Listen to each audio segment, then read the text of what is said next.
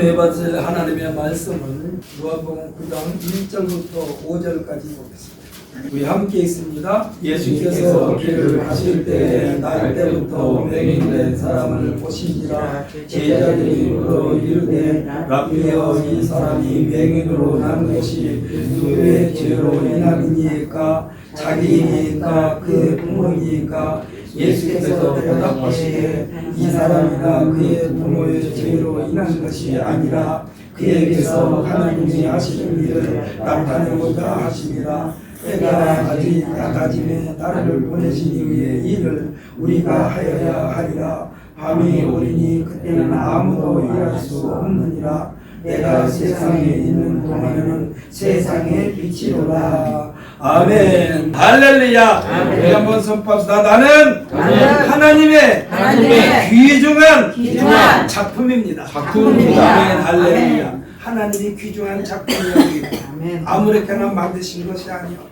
정확하게 하나님께서 우리를 통하여 무엇을 저 사람에게 맡길 것인가, 그 계획을 가지고 우리를 만드신 줄 믿으시기를 예수님의 이름으로 축복합니다. 아멘. 저는 본 말씀 요한복음 9장 1절로 5절 말씀을 가지고 모든 사람들은 하나님의 계획된 결과다라는 제목으로 은혜 받는 시간이 되시기를 원합니다. 아멘. 그러니까 모든 사람들은 하나님의 계획된 작품이라는 얘기예요. 공장에서 많은 상품을 만들어 가지고 출시할 때에 흠이 있으면요 밖으로 내보내지 않습니다. 이것이 원칙이에요. 이 원칙이 깨지면요 잘못된 상품이 만에 하나 밖으로 나가 가지고 유통되면은 수십, 수백, 수천, 수만 대의 회사에 타격을 안겨줍니다. 그래서 특히 음식물, 식료품이 잘못 만들어진 것이라 다 잘 만들었는데 거기에 어떤 하나의 상품에 이 좋지 않은 게 들어가 있잖아요. 그러면 그때 그 시간에 만들어진 모든 말하자면 식품은 전부 다 수거하게 됩니다. 하나 때문에. 그래서 이 상품을 밖으로 나가기 전에 검사 여러 번 검사를 반복하는 거예요. 국제적인 관계에서는요 이와 같은 일이 생기면 무역 자체가 어렵게 됩니다. 어떻게 보면요 그것에 대한 손해배상까지 다 물려야 돼. 누가요? 회사에서 많은 상품을 생산하는 것 못지않은 것이 상품의 품질입니다. 제가 알기로는 모든 상품을 만드는 공장에서는요 품질 관리 본부가 있는 것으로 압니다. 여기에서 막중한 임무 수행 능력이 있어야만 합니다. 하나님께서는 지구촌 전체의 인구가 수십억 수백억이 되어도 같은 사람은 없습니다. 다 제각각입니다. 그래서 세상에는 모든 사람들은 다 하나님의 작품으로 생각하면 돼요. 하나님의 작품이요. 그래서 누가 잘생기니 못생기니 예쁘니 미움니 그런 말 하면 안 돼요. 제가 언젠가 여러분에게 말씀드렸죠. 의자를 만들었는데 의자를 발로 툭 치면서 의자도 참 뭐같이 만들었냐 그러면 누구를 욕하는 거예요? 의자 만든 사람을 욕하는 거예요. 그렇기 때문에 하나님의 작품을 보고 그 작품에 대하여 말을 잘못하면요 하나님께 대드는 꼴이 되는 거예요. 사람들이 평가할 때는요 오늘 본문에서 제자들이 예수님께 묻듯이 우리들도 왜 저런 모습일까 하면서 때로는 비하하는 표현을 나타내기도 하고 안쓰러운 마음에 혀를 뿔뿔 차기도 하면서 뭐라고 말합니까? 아유 무슨 죄가 있어서 저와 같은 모습이라는 말인가 하기도 합니다. 세상 사람들은 남자와 여자가 결혼 정년기가 되어 한 법으로 맺어지면 그 증거로 새 생명이 생산되어지기를 원합니다. 우리들이 집안에서 간단하게 만들어 먹는 음식이 있지 않습니까? 뭐 간단하지도 않지만 다른 게 비하면 간단하다고 볼 수가 있어요. 밀가루를 반죽하여 수제비나 칼국수를 만들기 위하여 가장 어려운 것이 있다면 무엇일까요? 밀가루에 적당량의 물을 부어 반죽하는 것이라고 할 수가 있습니다. 그런데 밀가루가 여유가 있어가지고 많이 있으면야 좀 양을 많이 만들어져서 그렇지 밀가루와 물을 조정하면서 반죽을 하면 되는데, 만약에 밀가루가 조금밖에 없는데 물의 양이 많으면요 수제비도 못 만들고 칼국수도 못 만들어. 그래서 옛날에 저 어렸을 때는 이런 게 있었어요. 원래 다른 고향에서 다른 말하자면 지역에서는 어떤지 몰라도 풀떼죽이라고 해서 풀떼죽이 뭐냐면은 반죽을 했는데 너무나 물이 많이 들어가지고 말하자면 죽이 되다시피 해요. 그러면 어머니들이 주걱에다가 그걸 푹 떠가지고 물만 펄펄 끓을 때 젓가락으로 이렇게 말하자면 던지는 거예요. 손을 때려지를 못해. 너무나 물이 많아서. 그러면은 그것이 하나하나 물속에 들어가면서, 뜨거운 물속에 들어가면서 또 하나하나 말하자면 응어리가 생겨요. 우리는 풀떼죽이라고 합니다. 그러니까 맨 처음에 계획했던 수제비나 칼국수는 못 만들어요. 제대로 만들 수가 없어요. 사람들이 하는 일들은 다 이렇습니다. 그러나 하나님에게는 실수도 없고 실패도 없다는 사실을 믿으시기를 바랍니다. 아멘. 그래서 왜 저런 사람이 세상에 태어났을까? 아니요, 그 하나님의 작품이요. 물론 산모가 몸 관리를 잘못해서 아니면은 어떤 먹지 말아야 할 음식을 먹어서 그러한 생명이 태어날 수도 있습니다만, 그러나 하나님은 그 생명을 통해서도 영광 받으실 계획을 가지고 있다는 사실을 믿으시기를 바랍니다. 아멘. 저 학교 다닐 때요, 우리 저보다 한 1년 후배인데 참 공부 잘해요. 한약방 아들이요. 공부를 참 잘해요. 그런데 그 동생은 조금 그렇더라. 뭐라 그러죠? 이게 비슷비슷하잖아요. 그러니까 무슨 뭐라 그러지? 무슨 증후군이라고 그러죠? 네, 다운 증후군. 그 동생은 다운 증후군. 근데 그 아버지가 한약방 한원 말하자면 의사야, 한의사야. 그런데 자기 아내가 임신했을 때 뱃속에는 태중에는 애는 생각하지 않고 자기 부인의 이 병만 생각가지고 한약을 잘못 지져줬대. 그래가지고 다운 증후군이 세상에 태어났어요.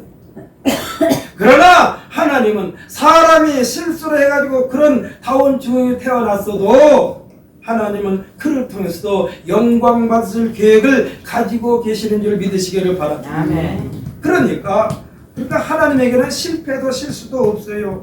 이에 대하여 예수님께서는 뭐라고 그러느냐? 하나님에 대하여 하늘에 계시는 내 아버지의 온전함이라고 그랬어요. 하늘에 계신 내 아버지의 온전함. 설사 우리 인간들, 사람들, 특히 믿는 사람들이 실수나 실패에 대하여도 성경은 이렇게 기록하고 있습니다. 하나님은 사랑하는 자, 곧 그의 뜻대로 부르심을 입은 자들에게는 모든 것이 합력하여 선을 이루느니라. 아멘. 할렐루야. 여기에서의 선은요, 하나님의 마음인 줄 믿으시기를 바랍니다. 아멘. 하나님의 마음이요, 선이요. 그러기에 하나님에게는 실수도 실패도 없습니다. 오직 선만 있을 뿐입니다. 그래서 하나님께서 다 선을 이루시기 때문에 그를 통하여 어떠한 계획을 가지고 계실까 하는 생각으로 모든 삶을 임하면 되는 거예요. 여기에는 대단한 정성이 필요합니다. 몸의 장애를 가지고 세상에 태어났어요. 그런데 엄마는 그 생명이 더 안쓰러워. 그래가지고 온갖 정성을 다 쏟아부어가지고 그 생명을 통해서 세상을 아주 깜짝 놀래게 하는 작품을 만드는 것도 보았습니다. 여러분, 지금도 그 사람이 있는지 모르지만 양쪽 손에 손가락이 2개만 있는 희아라고 하는 피아니스트 있잖아요. 그 어머니가 얼마나 고생했겠어요. 그 애를 피아니스트 만드는데 얼마나 고생했겠어요. 어머니의 정성이요. 그러니까 말하자면 장애를 가지고 태어나지 않는 사람에 비하여 그를 통해서 하나님의 놀라운 능력을 나타낼 때에 그 어머니는 그 자식을 볼 때마다 뿌듯했을 거예요. 많은 장애를 가지고 있어요. 피아노에 앉으면 말하자면 밑에 페달을 발로 밟을 수 없을 만큼 키가 작아요. 그런데 피아노 치는 거 보니까 아주 그냥 피아노 눈을 감고 피아노 소리 들으면은 장애를 가지고 있는 사람 피아노 소리가 아니에요. 그러니까 하나님에게는 우리들이 실패를 했어도 하나님에게는 실수나 실패를 그것도 하나님의 선으로 바꾸셔서 영광 받으시는 줄 믿으시기를 바랍니다. 아멘. 오늘 본문에서 제자들이 예수님께 묻습니다. 날 때부터 맹인된 사람에 대하여 묻는 거예요. 우리들도 혹시 제자들과 같은 말을 한 적이 없습니까? 전생에 무슨 죄를 지었기에, 아니면 저 사람의 부모가 얼마나 큰 죄를 지었길래 저와 같은 자식을 낳았단 말인가 하고 안쓰러운 마음을 표현하기도 합니다. 안 그렇습니까? 솔직히 말해서. 물론 안쓰러워서 하는 말이지만은, 우리가요 대궐같이 큰 목조 건물을 우리가 지을 때는요, 하늘을 향하여 곧게 뻗은 아름들이 백송이나 해송, 성경에서는 또 백향목이라고 그랬습니다. 거룩한 건물을 칠 때 백향목이라고 그랬습니다. 크고 우람한 나무, 또는 좀 작고 가늘어도 곧게 그리고 높게 뻗은 나무들로 건물을 짓습니다. 어떻게 저렇게 나무들을 저렇게 골랐을까 할 정도로 아주 탄성을 자아냅니다. 그래서 고궁이나 유명한 사찰에 가서 보면 탄성이 저절로 나와요. 그런데요, 같은 종류의 나무인데도 이리 꼬이고 저리 꼬이고 비리 꼬인 나무, 때로는 사람의 손에 의하여 뒤틀리게 만들어 가꾼 나무, 분재 전문가들이 그렇게 키우지 않습니까? 큰 나무를 화분에 옮겨 심으면서 굵고 큰 뿌리는 다 제거하고 잔뿌리를 최대한으로 살리고 활용하여 나무의 생명을 유지하게 하면서 여러가지 모양으로 가꾼 나무, 이런 전문적인 지식을 가지고 나무의 모양을 만드는데, 유튜브에서 보니까 수령이 1500년 나무, 주먹이라고 그러더라고요. 이 주먹인데 나무라기보다는 마치 작가에 의하여 조각해 놓은 듯한 나무. 이 나무의 가격이 얼마인지 아십니까? 화분에 옮겨서 가꾼 기간이 40년 동안 가꿨어요. 40년 동안 가꿨어요. 금이야 오기가 키웠겠죠. 그런데요, 그 값이 얼마인지 아십니까? 20억. 20억. 평범한 우리들은요 20만 원도 안 사요. 20만 원. 왜? 작품을 볼 줄 알아야지 사지. 그냥 그까짓 것이지 우리 눈에는. 그러나 분재 전문가들이 추정한 값이 20억입니다. 예수님은 제자들이 2절에서 선생님이요, 이 사람이 맹인으로 난 것이 누구의 죄로 인함이니까, 자기니까 그의 부모니까 하고 묻습니다. 세상에 남자와 여자가 결혼하여 새로운 생명이 태어나기를 기대하면서 건강하고 예쁘고 잘생기고 씩씩한 생명을 바라면서 온갖 정성을 기울입니다. 우리를 이것을 태교라고 하지 않습니까? 새로운 생명이 자신의 몸에서 태어날 것을 생각하면서 거의 10개월 동안 얼마나 조심조심합니까? 좋은 것만 생각합니다. 먹는 것도 좋은 것만 먹습니다. 삐뚤어진 거 안 먹습니다. 흠이 있는 거 안 먹습니다. 그리고 자신의 마음도 철저하게 절제합니다. 가고 싶은데 안 갑니다. 자기 몸이 비록 감기가 걸리고 뭐해도 함부로 주사를 맞지 않습니다. 함부로 약도 안 먹습니다.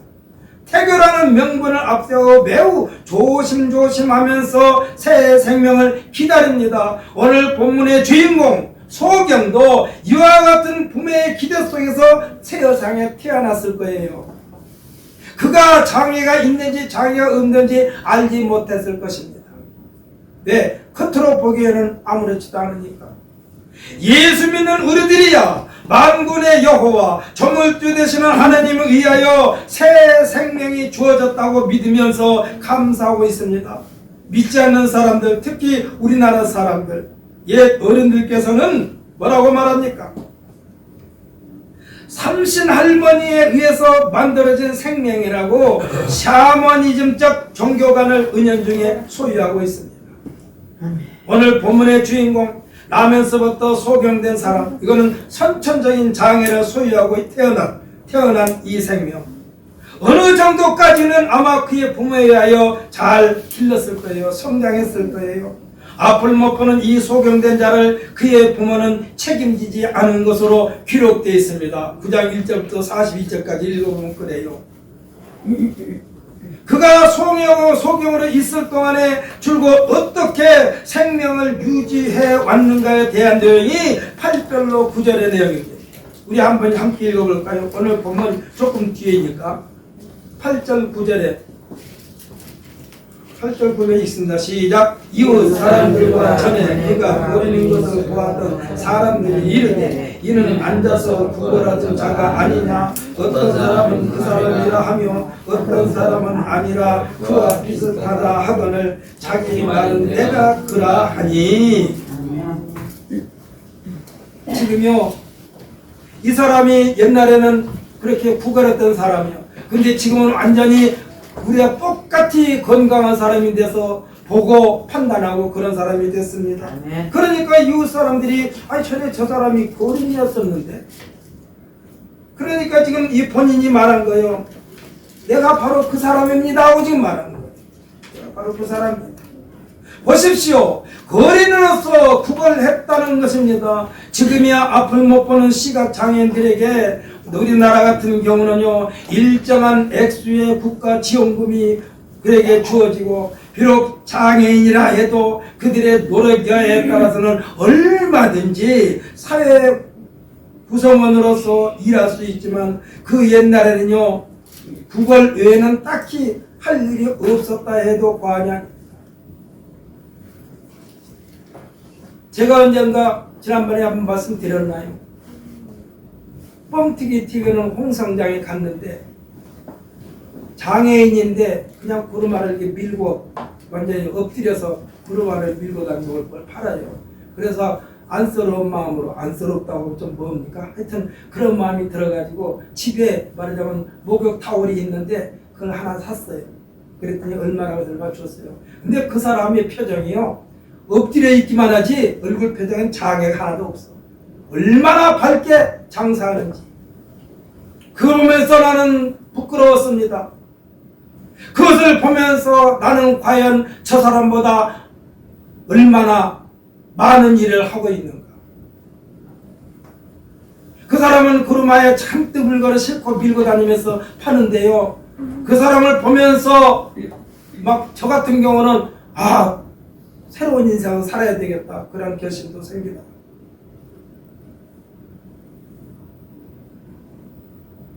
이 지금이야 그런데 옛날에는 그렇지 않았을 거 아니에요. 흔히 말로 구걸 외에는 방법이 없어. 할 일이 없어. 이와 같은 소경에게 제자들이 묻는 내용을 비하하는 내용입니다. 그리고 혹시 그 또한 거린으로 구걸하였기에 인간다운 삶에 결연된 상태에 그에게 가볍게 아무렇게나 요즘 말로 표현하면 인권을 유린 당해도 대체할 그 누구의 보호도 받을 수 없는 그였습니다. 부모가 있는데도 자기 부모가 있는데도 구걸하면서 살았어요. 우리가 끝까지 읽어보면은 이와 같은 상태에서 다른 사람도 아닌 하나님의 아들이요 구세주로 오신 예수님의 눈에 띈 것입니다. 할렐루야. 아멘. 여러분은 예수님의 눈에 띄어가지고 이 자리에 앉아 있는 거예요. 아멘. 예수님의 눈에 띄어. 아멘. 예수님께서 말씀하지 않았습니까? 아버지께서 이끌지 않으면 내게 올 자가 없다라고 그랬어요. 아멘. 또 사도 바울은 뭐라고 그랬습니까? 성령께서 함께 하시지 아니하고는 예수를 주라고 시인할 자가 없다라고 말씀했습니다. 아멘. 우리가요 이렇게 귀한 존재요. 할렐루야. 예수님은 예수님 자신의 사명에 대하여 명확하게 말씀하신 내용이 누가복음 4장 16절로 19절에 밝혀주고 있습니다.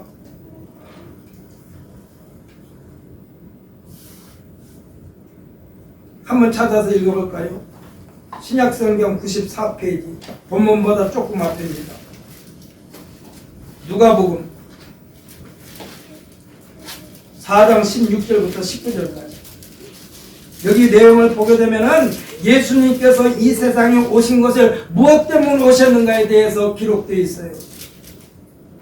누가복음 4장 16절부터 19절까지 우리 함께 있습니다. 예수께서 그 자라나신 곳 나사렛에 이르사 안식일에 늘 하시던 대로 회당에 들어가사 성경을 읽으려고 서심해 선지자 이사야의 글을 기리거늘 책을 펴서 이렇게 기록된 데를 찾으시니 곧 주의 성령이 내게 임하셨으니 이는 가난한 자에게 복음을 전하게 하시려고 내게 기름을 부으시고 나를 보내사 포로된 자에게 자유를 눈먼 자에게 다시 보게 함을 전파하며 밀린 자를 자유롭게 하고 주의 은혜를 전파하게 하려 하시리라 하였더라. 아멘. 할렐루야. 여기에서 말씀하신 같이 나면서부터 선천적인 장애를 잊고 사는 이 소경을 보시면서 긍휼히 말하신 예수님께서 측은하게 여기시면서 예수님에게 있는 능력을 선천적인 장애를 잊고 살아온 이 사람에게 광명천지 세상에 태어나 한 번도 경험해 보지 못한 캄캄함에서 밝고 환한 세상 황홀경에 빠질 만큼 큰 감동 감격을 맛보게 하셨기에 앞으로의 그의 삶은 이전의 삶과 비교 자체가 불가능한 세상을 누리게 한 것입니다. 누가요? 예수님이. 아멘. 여기에 참석하는 우리 모든 성도들 이전에 아니 어제까지 살아온 인생보다 앞으로 인생 여정에서 하나님의 놀라운 은혜가 폭포수처럼 쏟아 부어 주실 줄 믿고 기대하시기를 예수님의 이름으로 축복합니다. 아멘. 이 사건, 이 어마어마한 일을 진행시키시는 프로젝트를 이 소경을 통해서 나타내 보이시는 계획에 대하여 예수님께서 지금 3절에서 말씀하고 계신 거예요. 우리 다시 한번 3절 말씀을 읽어볼까요? 우리가 보면 아까 읽었지만은 3절 말씀, 이 사람을 통해서 하나님께서 이와 같은 일을 보이려고 하시는 것이다. 이 말씀을 우리 자신에게 적용시키는 마음으로 읽습니다. 왜냐하면 우리들도 우리를 통하여 하나님이 하시는 일을 나타내 보이시기 위한 귀한 존재이기 때문에 그렇습니다. 우리 함께 읽습니다. 3절 시작. 예수께서 대답하시되 이 사람이나 그 부모의 죄로 인한 것이 아니라 그에게서 하나님이 하시는 일을 나타내고자 하심이라. 아멘. 할렐루야. 사랑하는 성도 여러분, 우리가 언제나 예수님을 모시고 살기만 하면 어둠의 권세가 얼씬도 못한다는 사실에 대하여 굳게 믿게 되시기를 예수님의 이름으로 축복합니다. 아멘. 예수 안에 있어야 한다니까. 아멘. 예수 안에. 사도 바울은 이에 대해서 말했어요. 너희가 예수 안에 있는가 예수 밖에 있는가 수시로 점검하라고 그랬습니다. 수시로 점검하라. 예수 밖에 있는가 예수 안에 있는가 수시로 점검하라. 예수님은 분명히 나는 세상의 빛이라고 선포하셨어요. 그러니까 예수님 안에 있는 사람에게는 어둠이 없다는 얘기야. 할렐루야. 나는 세상의 빛이라고 했습니다. 여러분 안에 예수님을 모시고 살면 어둠의 세력은 감히 우리에게 들어올 수가 없습니다. 아멘. 그러므로 세상의 빛 대신 예수님 안에 있기만 하면 어둠의 세력들이 감히 넘볼 수 없게 되어 있습니다. 오늘 분명히 본문에서 소경 자신이나 이를 보건 우리들이나 이 소경에게 절망 그 자체였습니다. 그렇지 않습니까? 그 사람에게서 뭘 기대하겠어요? 더군다나 소경 자신이 할 수 있는 일은 아무것도 없습니다. 살기 위하여 스스로의 몸부림도 칠 수가 없어요. 몸부림친다는 것은 무엇을 해보려고 몸부림치는 건데 몸부림도 못 쳐. 뭐 보여야 몸부림치지. 그냥 흔하는 말로 내 인생 이걸로 끝나겠지. 차라리 사는 그 자체가 귀찮다. 한시 빨리 죽었으면 좋겠다. 이런 마음뿐이 없었을 거예요. 근데 완전히 절망 중에서 절망 속에서 그냥 눌리면 눌린 대로 묶이면 묶인 채로 인권, 기본적인 인권을 상실한 지 오래된 사람입니다. 이에 대한 우리들의 방법도 없어요. 우리들에게는. 하지만 하나님에게는 어둠에 꽁꽁 묶인 이 사람에게 새로운 세상을 활짝 열어주신 줄 믿으시기를 바랍니다. 아멘. 이 일을 예수님께서 하신 거예요. 아멘. 오늘 이 예배에 참석하는 성도 여러분, 무엇이 어떠한 것이 우리들의 발목을 붙들고 늘어지고 있습니까?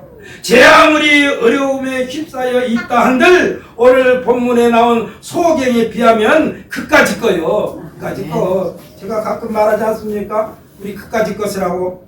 우리 주먹을 불끈 쥐고 선포 한번 해봅시다. 우리를 힘들게 하는 모든 것을 생각하며 선포합니다. 주먹을 불끈 쥐고 큰 소리로 시작. 그까짓 것! 그까짓 것! 우리 그까짓 거요. 아멘. 소경에 비하면 그까짓 거요.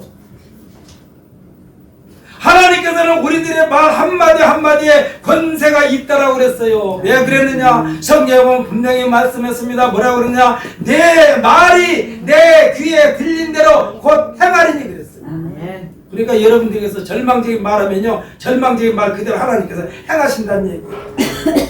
그러니까 여러분은 못한다 안한다 할 수 없다가 아니라 내게 능력 주시는 안에서 모든 것을 할 수 있다라고 고백하면서 할 수 있다 하면 된다 해보자로 늘 무장하시기를 예수님의 이름으로 축복합니다. 아멘. 다시 한번 그까짓 것 하면서 우리 그까짓 것을 먼저 말하고 하면 된다 해보자. 할 수 있다 하면 된다 해보자. 그까짓 것 먼저 선포합시다. 그까짓 것 할 수 있다 할 수 있다 하면 된다 하면 된다 해보자. 해보자. 아멘. 아멘. 아멘.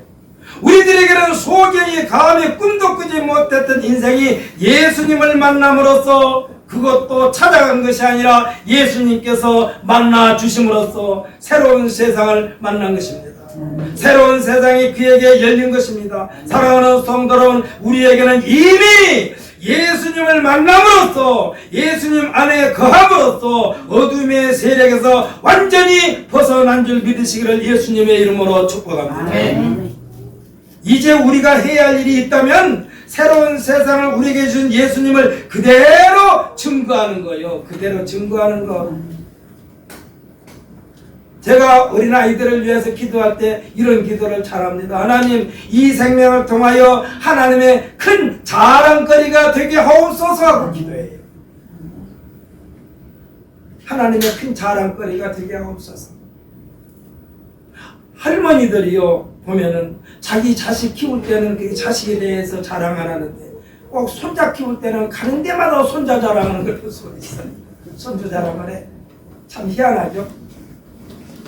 손주가 하늘이 다 예뻐. 그러니까요 가는 데마다 손주 자랑을 해. 사람들이 듣든지 아니 듣든지 속된 말 하면 자기만 손주이나 나도 손주 있지. 근데 자기 손주가 최고예요 그냥. 그러니까 가는 데마다 손주 자랑을 해. 입이 닳도록 해. 그래서 제가 다녔던 교회 권사님 한 분이 그러더라고요. 내 자식이 손주같이 예뻤으면 하나 더 낳을걸. 우리가 읽지는 않았습니다마는 6절부터 42절까지를 읽어보면 예수님으로 말미암아 눈을 뜨게 된 소경이 어떻게 예수님에 대하여, 그러니까 복음을 어떻게 전하고 있는가에 대하여 소상하게 밝혀주고 있습니다. 소상하게 밝혀주고 있어요. 그러니까 자기가 체험한 예수님은 누가 속된 말로 말하면 목에 칼이 들어와도 부인할 수가 없어. 그렇지 않겠어요? 자기 눈을 뜨게 했는데 아무리 욱박질린다 해도 내가 눈을 떴는데 내가 그 사람을 어떻게 내가 부인합니까? 그분이 내 인생을 새롭게 해준데 그까짓 것 다 포기해도 나 그분만큼은 포기할 수 없어. 사랑하는 성도 여러분, 이 시간에 여러분의 신앙 고백이 이 소경과 같이 모든 것을 다 버려도 그분만큼은, 예수님만큼은 절대로 부인할 수 없다는 사실을 믿으시기를 바랍니다. 우리들도 그러한 믿음의 소유자가 되어야만 합니다. 어떻게 복음을 전하고 있는가에 대한 내용이 계속해서 기록돼서 심지어 소경이었던 자신에게 똑같은 질문을 여러 번 반복합니다. 어떻게 해서 눈을 떼게 되었느냐고. 말을 했는데 또 묻고 또 묻고 또 물어. 누가 그랬나요? 사사건건 예수님께서 하신 일에 대하여 물고들이면서 예수님을 비방하고 참소하는 데 혈안된 바리새인들이 그랬어요. 진짜로 그 사람이 너 눈 뜨게 했느냐? 아니 내가 지금 눈 뜨고 있는 거 보지 않았습니까? 믿어야지. 계속해서 안 믿으려고. 그러면서 나중에는 뭐라 그러냐? 네 눈을 뜨게 한 날이 안식일날 눈 뜨게 했지. 안식일날 일하지 말라고 율법에 기록된데 안식일날 일했으니까 이것은 하나님과는 관계없는 일이라고 아주 그냥 그렇게까지 몰아붙여요. 그러니까 소경이 뭐라고 하는지 아십니까? 안식일이 뭔지 모세가 뭔지 나는 몰라요. 그러나 분명히 내 눈을 뜨게 한 분은 저분이야. 그분이 내 눈을 뜨게 했어. 이것만큼은 절대로 부인할 수가 없어. 이런 말을 합니다. 계속해서 바리새인에게 물어요. 어떻게 눈을 떴느냐. 한번 알게 해줬으면 되지. 계속 똑같은 말을 계속 반복해서 물어요. 요즘에 법원에 말하자면 검찰 앞에 가서 검사들 앞에 가서 이렇게 취조를 받으면요, 묻는 걸 또 묻고 또 묻고 또 묻는데, 똑같은 대답을 계속 하는데 그리고 또 묻는데 왜 그럴까요? 사람이 실수가 할 수가 있어요. 말이 조금 다르면 그 꼬투리 잡고 물고 들어지고. 검사가 지난번엔가요, 어떤 말하자면 검찰청에 가서 조사받은 사람이 얼마만큼 그 사람을 겁을 줬는지, 하필이면 성탄절날 아침에 말하자면 검사 앞에 가서 취조를 받는데 검사가 이런 말을 하더래요. 우리에게 얼마만큼의 큰 권세가 있는 줄 아느냐? 성탄절을 석가탄신일로 바꿀 수 있는 권세를 가지고 있다고 그러더래요. 이 검사가 성탄절날 말하자면 죄인이라고 하면서 뭐라고 치면서 자백하라고, 아닌가 아니라고 끝까지 말하는데 검사가 그러더래요. 여보시오, 당신, 우리는 성탄절을 석가탄신일로 바꿀 수 있는 그러한 권세를 가지고 있으니까 빨리 바른 말하라고 그러더래. 바른 말 했는데, 그러니까 똑같은 질문을 계속하는 거예요. 잘못 대답하기를 바라고. 지금 이 바리새인들이 이 소경됐던 사람에게 그렇게 묻는 거예요. 한 번 말했으면 됐지. 그리고 그 증거가 내가 지금 눈을 뜨고 정상적으로 보고 있는 것을 봤으면 됐지. 뭘 더 알려고 또 묻고 또 묻고 또 묻고 그러느냐. 이 소경은요, 예수님으로부터 눈만 뜨게 하신 것이 아니라 하나님의 영, 성령까지도 부어주신 줄 믿으시기를 바랍니다. 왜냐하면요, 성경에 대하여 율법에 대하여 능통한 바리새인들과 대화하는데 전혀 밀리지 않았어요. 전혀 밀리지 않았어. 그러니까 성령께서 그와 함께 하신 거예요. 소경됐던 이 사람이 자꾸 같은 질문을 반복하니까 27절에서 뭐라고 하지 않습니까? 그들에게 쏘아붙이는 말을 함으로써 그들의 자존심에 상처까지 입힙니다. 상처까지 입혀요. 27절 한번 읽어볼까요? 오늘 본문보다 한참 뒤지만.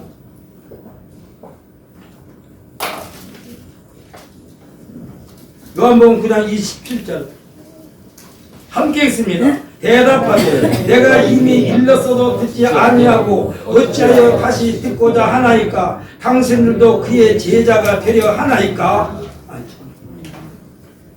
이렇게 쏘아붙여요. 28절에서 그들의 대답을 보십시오. 가관입니다. 뭐라고 대답합니까? 그들이 욕하여 이르되 너는 그의 제자이나 우리는 모세의 제자라. 참 궁색한 답변을 합니다.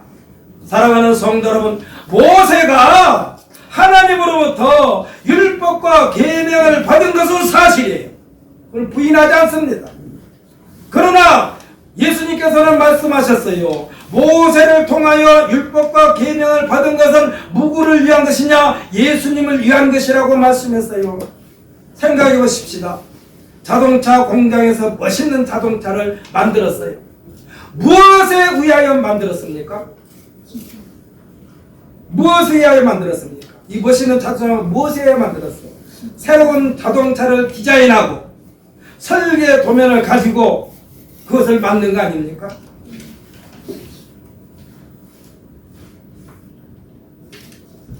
그러나 디자인과 설계 도면에 의하여 매우 흡족한 새로운 자동차가 탄생했습니다. 탄생했어요. 그런데 바리새인들은요, 디자인과 설계 도면을 가지고 지금 이 소경되었던 자에게 지금 말하고 있는 거예요. 지금 바리새인들은요, 디자인과 설계 도면을 손에 쥐고 있습니다. 하지만 소경되었던 자는요, 새로운 자동차, 멋있는 자동차, 하나님께서 운전석에 앉아있는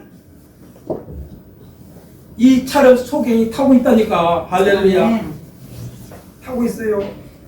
그 자동차를 샅샅이 살피면서 이렇게 좋은 세상이 있구나 하고 아주 감격하면서 지금 자동차에 앉아 있어요. 이 자동차가 예수님인 줄 믿으시기를 바랍니다. 아멘.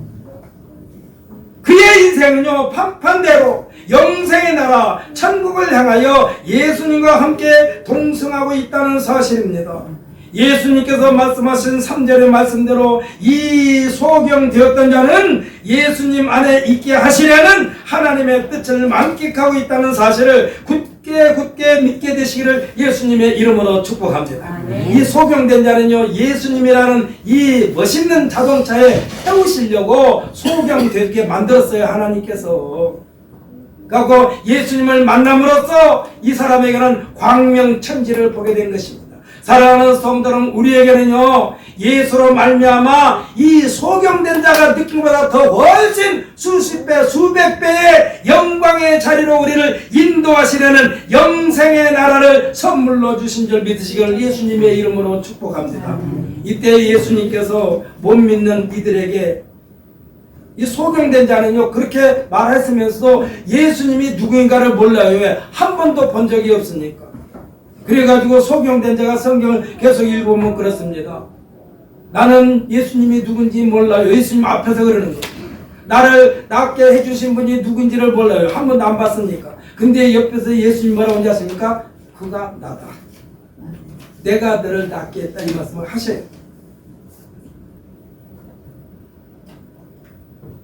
이때요, 옆에 소경 바리새인들에게 말합니다. 바리새인 말에 예수님께서 뭐라고 말하냐? 내가 세상에 온 것은 소경의 눈을 뜨게 하고, 할렐루야, 소경을 눈을 뜨게도 하고, 다른 사람을 보는 자들은 소경되게 하는 권세가 예수님께 있다라고 그랬어요. 그러니까 바리새인들이 예수님에게 말합니다. 그러면 우리가 소경된 자란 말이냐? 그러니까 예수님께서 그들에게 뭐라는지 아세요? 차라리 너희들이 소경됐으면 죄를 짓지 않았을 것이다 라고 말해요. 차라리 너희가 소경되었다면 죄를 짓지 않았을 것이다. 너희들이 소경이 아니라고 하면서 죄를 밥 먹듯이 짓고 있다라고 지금 예수님께서 말씀하시는 거예요. 사랑하는 성도 여러분, 우리는 항상 하나님의 은혜를 생각하면서 어떻게 하면 하나님께 감사를 드릴까? 어떻게 하면 하나님께 영광을 돌릴 것인가? 여기에 인생의 모든 초점을 맞추면은요, 여기에 모든 인생의 초점을 맞추면 사람들을 감동시켜요. 저더러 맨날 목사님 자랑한다고 할 때 저는 내가 체험한 것을 여러분에게 말씀드리는 거니까 자랑이라고 생각하지 마세요. 어저께인가 저도 들판에 나갔어요. 들판에 나갔는데 이게 무를 나중에 심어야 되고 아직 무가 어려요. 그래서 무가 어리니까 서리 맞으면 안 될 것 같아서 저녁 때 가서 이렇게 비닐로 덮고 있으니까 옆에 있는 분이 그래요, 저한테. 목사님, 네?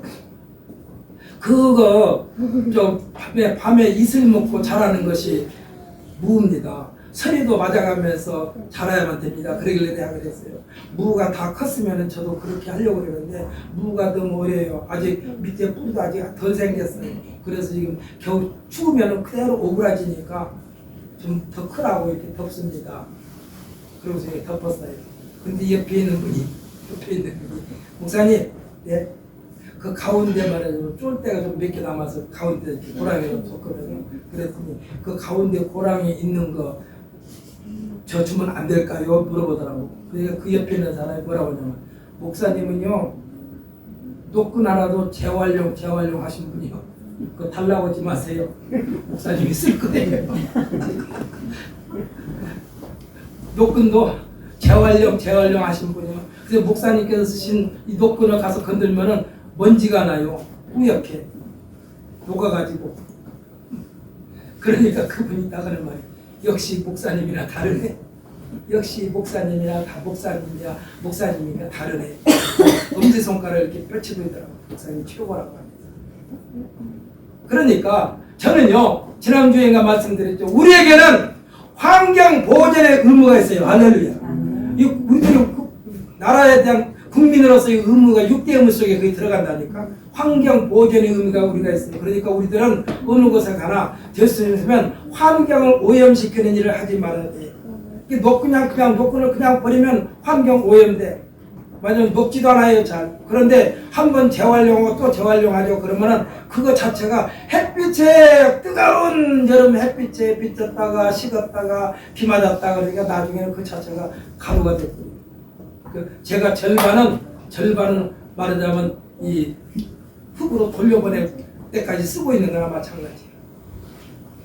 여러분, 우리들은요 어느 곳에 가나 하나님을 믿는 자로서 많은 사람들에게 영향을 끼치는 우리 모두가 되시기를 예수님의 이름으로 축복합니다. 과연 예수 믿는 사람이 나 다르구나라는 그러한 칭송을 받는 우리 모두가 됨으로써 오늘 본문에 나온 이 소경이 하나님의 놀라운 은혜를 체험한 것처럼 우리는 매 순간순간 하나님의 은혜를 체험하면서 하나님께 영광 돌리고 우리의 마음에는 하나님께 주신 평강으로 가득가득 체험받는 우리 모두가 되시기를 예수님의 이름으로 축복합니다.